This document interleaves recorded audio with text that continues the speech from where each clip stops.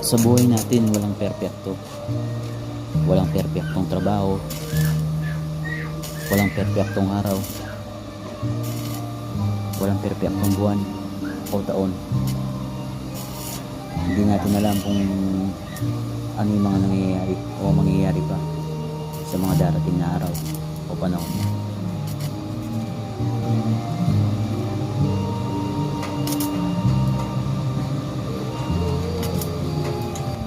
Kaya sikapin na lang natin maging mabuting tao kahit ang tingin ng iba sa atin ay may mali o hindi perpekto.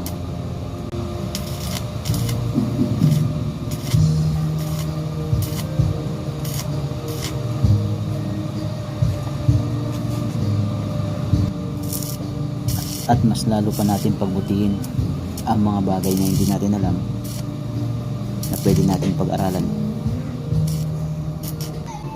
sa ating sarili.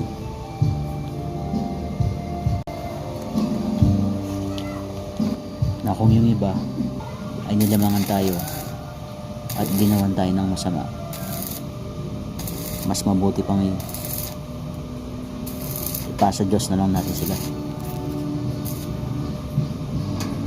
Tadhana na lang ang baala sa kanila.